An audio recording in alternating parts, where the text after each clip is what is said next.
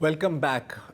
ये बात सच है कि जंगों में सिर्फ तबाही और नुकसान होता है, लेकिन इस तबाही और नुकसान में भी कई लोगों का, बल्कि पूरे सेक्टर्स, पूरी इंडस्ट्रीज़ का काफ़ी फ़ायदा भी होता है। जैसे कि अगर हम हालिया जंग की बात करें तो हमने देखा है कि जो बड़े वेपन्स मैन्युफैक्चरर्स हैं अमेरिका के, वो इस वक्त अपनी रिकॉर्ड हाइज पर चल रहे हैं, पिछले 3 सालों से ऊपर बढ़े हैं। जैसे कि नॉर्थरॉप गमन जो स्टेल्थ बॉम्बर्स बनाते हैं, रेथियन, RTX, जनरल डायनामिक्स वगैरह, क्योंकि उनको पता है कि अभी भी हमारा माल बिक रहा है और जिस तरह के हालात है दुनिया में, डिफेंस बजट्स बढ़ेंगे और मुस्तकबिल में भी हमारा माल बिकेगा। कुछ हद तक यूरोपियन डिफेंस कंपनीज का भी फ़ायदा हो रहा है। और फिर जाहिर है कि जो टेक कंपनीज हैं जिनके पास पेंटागन या स्टेट डिपार्टमेंट के कॉन्ट्रैक्ट्स हैं, जैसे पलंतीर टेक्नोलॉजीज, उनकी भी स्टॉक प्राइसेस इस वक्त आसमान को छू रही हैं।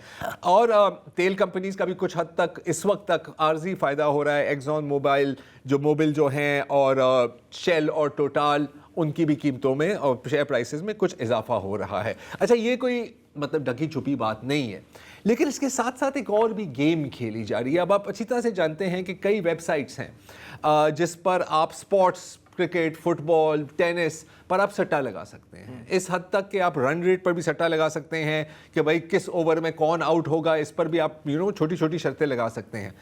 अब ऐसी भी वेबसाइट्स हैं जैसे कि कलशी और पॉली मार्केट, जिसमें आप जियो पॉलिटिक्स पर सट्टा लगा सकते हैं। यह है पॉली मार्केट की वेबसाइट की तस्वीर। मैं मिसाल के तौर पर कि जर्मनी का इलेक्शन कौन जीतेगा, कितने मार्जिन से जीतेगा, इस पर भी बेटिंग हो सकती है। तो जाहिर है कि जब ईरान पर जंग की बात शुरू हुई तो इस पर भी सट्टा लगने लगा।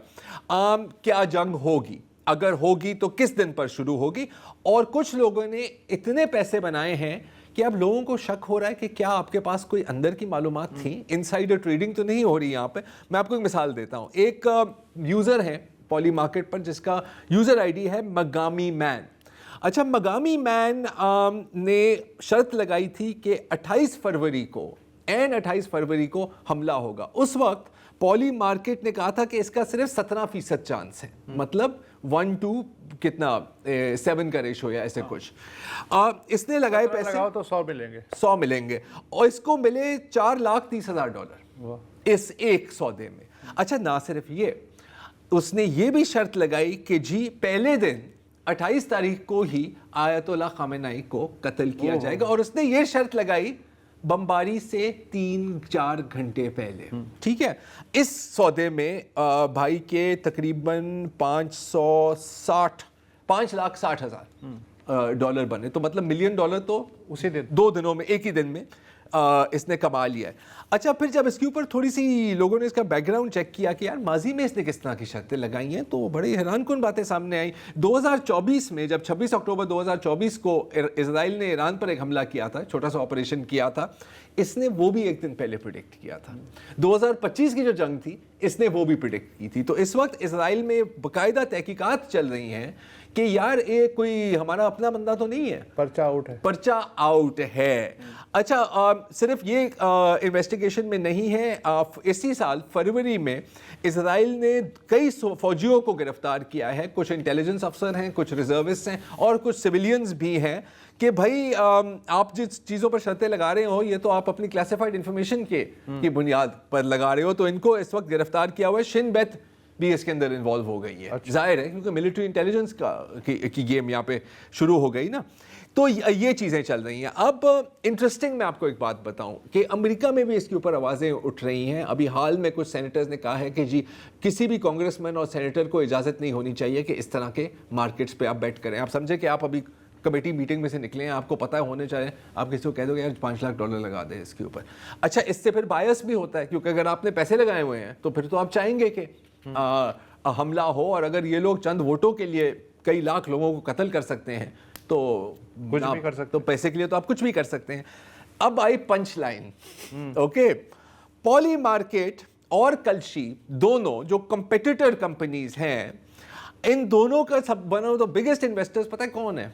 डोनाल्ड ट्रंप जूनियर, ट्रंप साहब के बेटे, जिसको प्यार से डॉन जूनियर कहा जाता है। ना सिर्फ ये दोनों कंपनीज के बोर्ड पर है। हाँ, मतलब कि आप समझो कि आप टोयोटा के साथ भी हो और सुजुकी के साथ भी एट द सेम टाइम। ایک اور بڑی مزیدار بات، پولی مارکیٹ کے اوپر پہلے بھی کئی سوالات اٹھائے گئے ہیں کہ یار یہ تو انسائڈر ٹریڈنگ ہو سکتی ہے، کیا یہ ہونا بھی چاہیے یا نہیں. تو پولی مارکیٹ کے خلاف ایک پوری انویسٹیگیشن ہو رہی تھی امریکہ میں، اور یہ بالکل محض ایک اتفاق ہے کہ جیسے ہی ڈونلڈ ٹرمپ جنوری میں صدر بنے تو وہ انویسٹیگیشن ڈراپ ہو گئی. تو یہ چل رہا ہے یہاں پر. اچھا، ایک اور جو ممکنہ فائدہ ہوگا وہ ہوگا فارمر ریٹائرڈ فوجیوں کو اور ٹیکنیشینز کو. وہ کیسے؟ کیونکہ ابھی میں پڑھ رہا تھا مڈل ایسٹ آئی میں، اگر وہ آرٹیکل ہے ہمارے پاس تو دکھا سکتے ہیں، مڈل ایسٹ آئی میں کہ جو گلف خلیجی ریاستیں ہیں وہ اب پرائیویٹ ملٹری کمپنیز سے رجوع کر رہی ہیں کہ جی ہمیں ریڈار چلانے والے لوگ چاہیے، ہمیں پائلٹس چاہیے، اور ہمیں یہ ٹیکنیشینز. یار یہ اتنے مہنگے مہنگے کھلونے کیوں خرید لیتے ہیں؟ بات نہیں، وہ کھلونے چلانے کے لیے بھی لوگ چاہیے ہوتے ہیں نا.